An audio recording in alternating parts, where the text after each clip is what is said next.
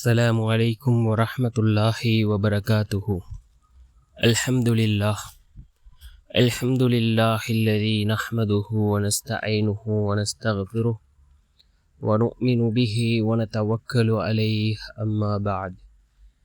அன்பிற்குரிய அல்லாஹ்வின் நல்லடியார்களே, அன்பு சகோதரர்களே, நாம் தொடர்ச்சியாக பார்த்து வரக்கூடிய துஆக்களினுடைய திக்ருகளினுடைய தொகுப்பில் இன்று நாம் பார்க்க இருக்கின்ற விடயம் என்னவென்றால், இன்றைய தினம் மஹ்ரிபுடைய தொழுகையை தொழுதுவிட்டு நாம் இந்த துஆவை 100 தடவைகள் ஓதுவோம். இந்த துஆவை ஓதுவதன் மூலமாக அல்லாஹ் ஜல்ல சுப்ஹானஹு வ தஆலா நம்முடைய தேவைகளை அல்லாஹ் பூர்த்தி செய்து தருகின்றான். அதே போன்று கஷ்டங்கள், கவலைகள் இவைகள் அனைத்தையும் அல்லாஹ் நீக்கி நிம்மதியான சந்தோஷமான வாழ்க்கையை அல்லாஹ் நமக்கு ஏற்படுத்தி தருகின்றான். அப்படிப்பட்ட மிகச்சிறந்த ஒரு துஆவை தான் நாம் இன்றைய வீடியோவில் பார்க்க இருக்கின்றோம். அன்பார்ந்தவர்களே, அல்லாஹ்வின் நல்லடியார்களே, நாம் துஆக்களை ஓதக்கூடிய சந்தர்ப்பத்தில் யக்கீனோடு இஹ்லாஸோடு துஆக்களை கேட்போம். அவ்வாறு கேட்கக்கூடிய துஆக்களே அல்லாஹ்விடத்தில் கபூலாகின்றது. நபிமார்களும் சரி, ரசூல்மார்களும் சரி, இறைநேசர்களும் அல்லாஹ்விடத்தில் துஆக்களை கேட்கின்ற பொழுது யக்கீனோடு கேட்டார்கள். அல்லாஹ் அவர்களுடைய துஆக்களை உடனே கபூல் செய்தான். சில நபிமார்களினுடைய துஆ பல வருடமாக அவர்கள் கேட்ட பின்பு அவர்களுக்கு அல்லாஹ் கபூல் செய்து கொடுத்தான்.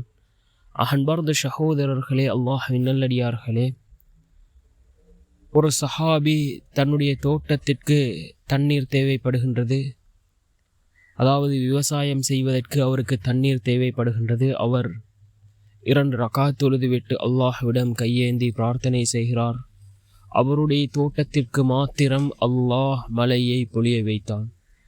அன்பார்ந்தவர்களே, அல்லாஹ்வின் நல்லடியார்களே, நாமும் யக்கீனோடு இஹ்லாஸோடு அல்லாஹ்விடம் கையேந்தி பிரார்த்தனை செய்வோம்.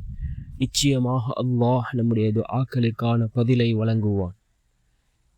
துஆக்கள் கபூலாகக்கூடிய நேரங்கள் இருக்கின்றது. அதாவது தஹஜ்ஜத்தினுடைய நேரம். இந்த நேரத்தில் நாம் கேட்கக்கூடிய துஆக்கள் அல்லாஹ்விடத்தில் கபூலாகின்றது. அதே போன்று ஒவ்வொரு ஃபர்லான தொழுகைகளுக்கு பின்பும் நாம் அல்லாஹ்விடம் கேட்கக்கூடிய துஆக்கள் கபூலாகின்றது.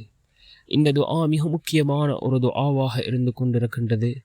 நம்முடைய தேவைகளை பூர்த்தி செய்து தரக்கூடிய ஒரு துஆ.